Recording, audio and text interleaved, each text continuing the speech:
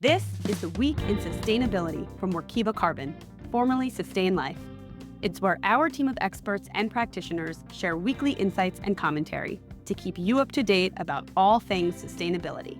Welcome back to another week in sustainability. I'm Hannah Socks, the analyst on our sustainability teams here at Workiva Carbon. And I'm joined today by our Canadian. Hi, everyone. I'm a senior sustainability consultant at Workiva Carbon and happy to be here today. Glad you're here.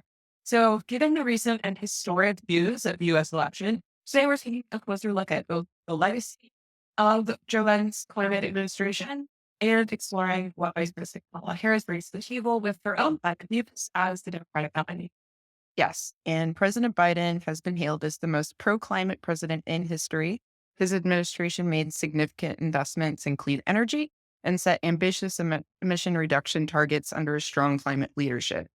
Even as he announced that he wouldn't seek re-election, his administration unveiled over $4.3 billion in grants from the EPA to tackle climate change, cut pollution, and promote environmental justice.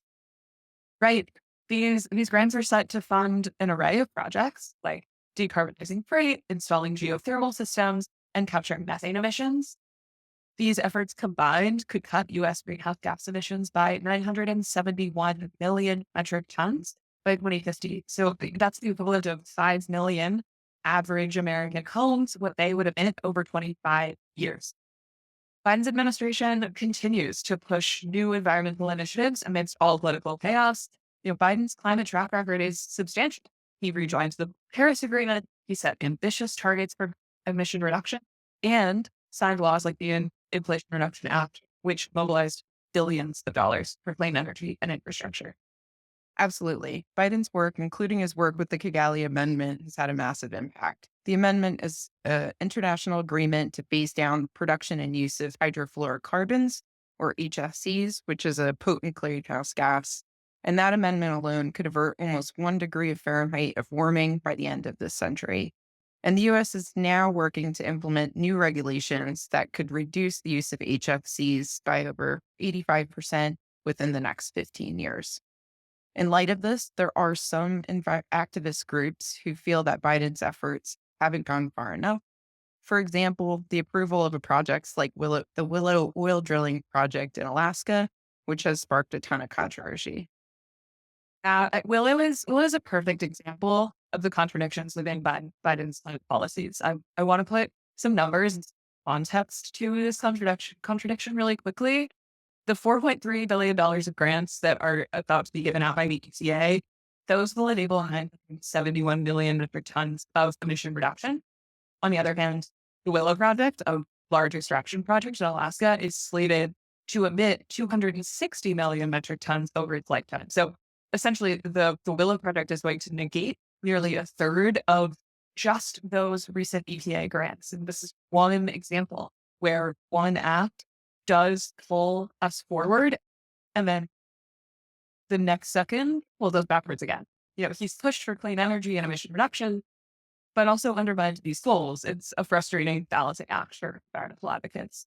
Yeah, totally. That's exactly right. Right. He campaigned on banning new oil and gas development on public lands, yet his administration has approved new drilling leases. So this has obviously led to a significant friction within his own climate goals, as well as a mixed track record. Exactly. It's worth noting that while Biden has done more for climate action than any other president, the U.S. still faces significant challenges in meeting his climate goals. The aim to zero out U.S. greenhouse gas emissions by 2050 it's ambitious, but it's possible. And the road ahead is complex and fraught with hurdles. Totally. Yeah. And that brings us to Vice President Kamala Harris, right? Who's poised to continue this legacy as president. She has a strong environmental background in climate action dating back to her tenure as California's Attorney General. Yeah, Harris has been a strong advocate for climate justice practically her entire career. She's sued big oil companies like BP and ConocoPhillips. She's also been involved in the investigations into ExxonMobil for knowing about climate change and hiding that from the public. We've talked about that in previous episodes of the podcast. And then in the Senate, she co-sponsored the Green New Deal resolution. And as vice president, she was a crucial time-breaking vote to pass historic climate bills. Yeah, so Harris's candidacy really comes at a critical time, right? 2023 was the hottest year on record, and 2024 is projected to follow suit. Gina McCarthy, air quality expert, first White House national climate advisor, and all around badass, has even praised Harris for her strong commitment to climate.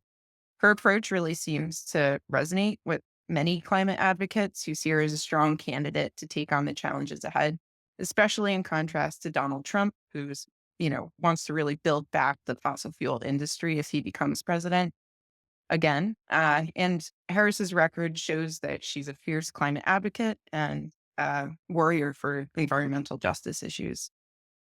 Yeah, her record really reflects an understanding of the inherent link and relationship between the fossil fuel industry and poor health outcomes in low income neighborhoods, really since its inception. And she's made policy commitments to transitioning away from fossil fuels, but with dedicated attention to the communities that have been impacted the most by oil and gas.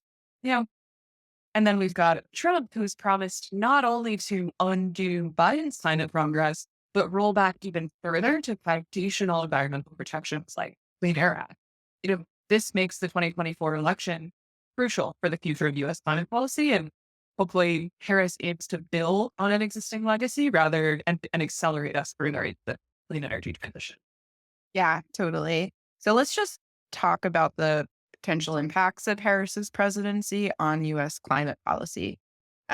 One of the biggest climate goals Harris would have to craft early on in her administration is how much the planet would need to reduce its climate pollution by 2035, which is a requirement of the Paris Agreement.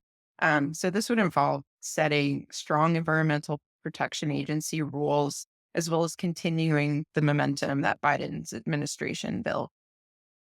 And she's already got a lot of experience doing things like this. She worked closely with Biden's environmental team, including EPA Administrator Michael Reagan. The two have traveled together throughout Biden's presidency, really highlighting that she's got a hands-on approach and she's good at engaging with communities right after environmental disasters. We have enough evidence to think that this will be a high priority of hers.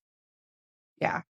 And a key challenge for Harris is going to be distinguishing herself from Biden on controversial issues like the Willow Project that we talked about earlier. This is something that youth climate groups like the Sunrise Movement are going to be watching out for really closely. And while the Sunrise Movement has endorsed her for presidency, they and other youth groups want to see if she breaks away from Biden's more unpopular decisions and redefines herself as a new and more attractive candidate.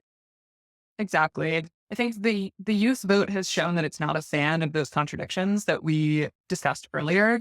And she does have this point to hard brain path. Even with Sunrise's endorsement, they're going to be watching and keeping her accountable. She's got an inconsistent record on fracking. They're going to have either. Totally. Yeah. And the stakes of the 2024 election for the global climate really couldn't be any higher here, right? Trump is vowed to push America back into fossil fuels, promising to unwind Biden's climate and clean energy legacy. In contrast, Harris wants to continue building a clean energy future, making the election a pivotal moment for climate policy. Yeah, let's not forget the economic implications. Biden's signature legislation, the Inflation Reduction Act, has provisions mandating that clean tech companies build their products and supply chains within the United States. And this protectionism has, America in mind, but it raises prices for American buyers and means that the shift to clean energy is more expensive and slower than it needs to be. Harris is going to need to navigate new geopolitical situations that maybe enable for a more rapid clean energy development. Yeah, despite facing a number of those hurdles, the shift to clean energy is really gaining momentum here, right? We see wind and solar power now the most affordable ways to generate new electricity around the world. We see wind and solar power now the most affordable ways to generate new electricity. Market forces and climate regulations around the world are really what's driving that change. And we may be nearing the peak of greenhouse gas emissions, according to one International Energy Agency projection. Yeah, this is the point that I love to anchor on so much. You're right. The trend is clear. Renewable energies are getting more affordable while fossil fuels are getting more expensive. we see consistent signals that a decarbonized economy is not only viable, but attractive. It's good business. It's less expensive. And the United States, as the second largest emitter in the world, have a huge role in this global shift. And the future of our climate progress, hinges on the outcome of this election. So if elected, her administration will both need to defend legal challenges to Biden's existing climate rules and really aggressively push forward for more. As always, you can expect continued coverage here as more stories develop. Thanks for joining another week in sustainability, and we'll see you next week. Workiva Carbon provides organizations with an easy-to-use solution to manage the full life cycle of measuring, managing, and reporting carbon emissions. Now integrated into the same platform used to manage the world's most trusted financial and non-financial reporting. Don't forget to like and subscribe to this show on our YouTube channel or your favorite podcast platform. See you next week.